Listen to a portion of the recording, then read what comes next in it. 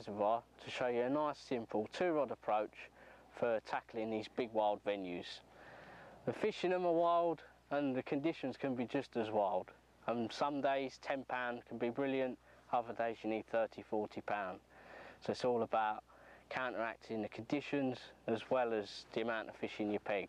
Let's take a look at the gear we're going to be using. Right, the first rod is pretty much a traditional bream rig. Basically the rod is a 12-foot parabolic feeder rod.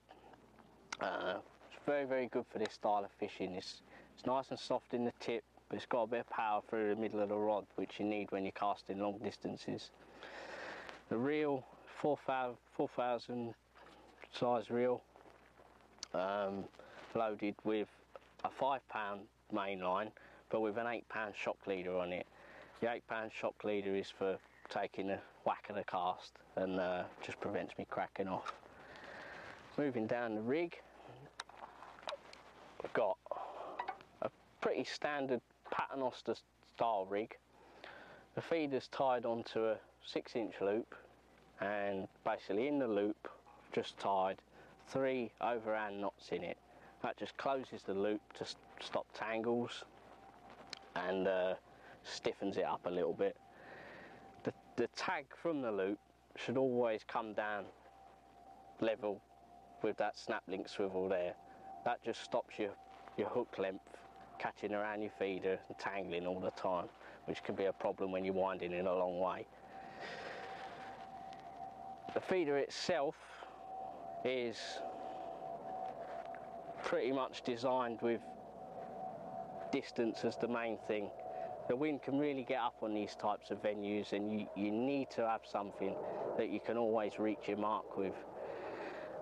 These are front loaded feeders, so they go straight through the wind, and they come in various different weights. This is a 40-gram version, which with the depth as well is very important. The last thing you want is you to be using something too light that you can't tighten up to, as you'll not see many bites at all.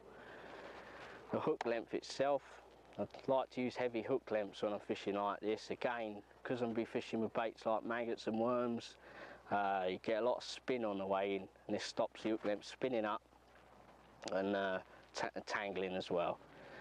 Moving on to the hook, it's a size 16 B560 hook.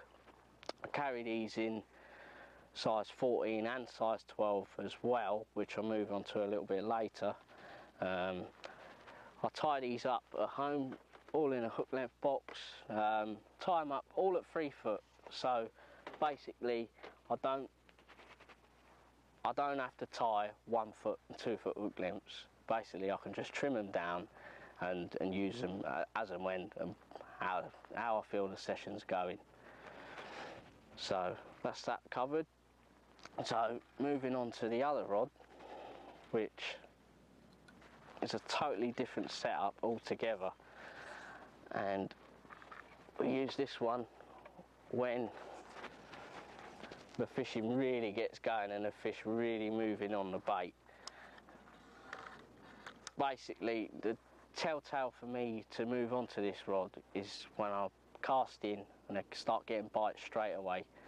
And also another advantage of tying the loops into that paternoster is when you bring it in, check the knots on the paternoster for any signs of slime or anything like that. This gives you a really good indicator that the fish are coming straight to the feeder itself, and your hook length might be too long, which leads me nicely into this setup.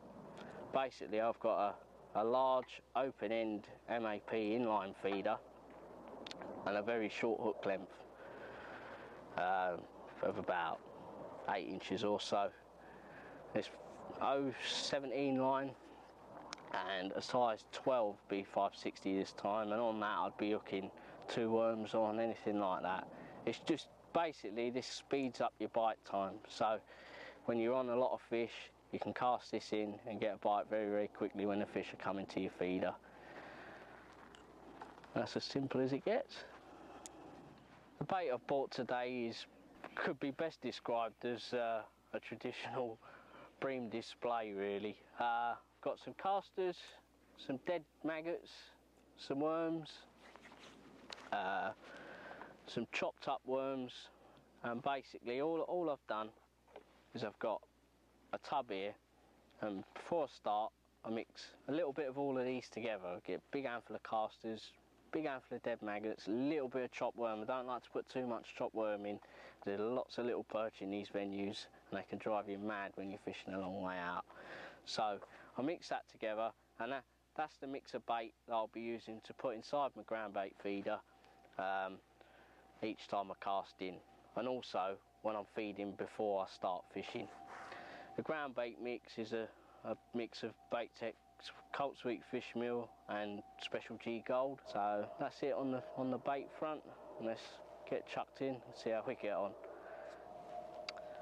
Right, the distance I've decided to fish today is a 60-metre range, and I've done this, measured this out using measuring sticks. Done the same with both rods, so I know they're fishing on at the same range. You can't get that wrong. Traditionally, a lot of anglers have counted the reel turns back. Now, to me, I find that a little bit inaccurate, because you can never quite be sure that you counted right, or if you haven't got the same rod and reel set up on your other rod, that it's going to be the same distance. So doing it with a stick, you can use any combo of rods and reels and all the rest of it, but you know that the length of line you've wrapped out is exactly the same. So that is the best way to get your distance. Like I say, I've decided to fish at 60 metres today. It's a fair cast. Basically, the biggest thing I can emphasise on this sort of venue is that if the weather changes, you don't want to be fishing somewhere that you can't reach. And often when you're setting up here, it'll be flat calm, and then the match starts typically, and hurricane breaks out and you can't reach it. So it's always worth just holding back a bit. So we'll get this filled up and chuck in and see if we can catch something.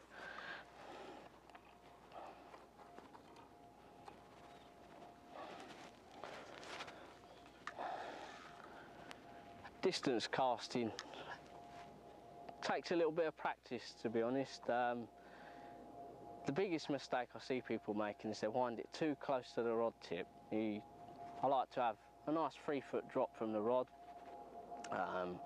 This gives me enough to get the rod compressed properly and fire the feeder out. Secondly, you might notice that I'm sat out a little way today. If I'd have sat on the bank, chances are my hook, when I'm casting, would touch the floor.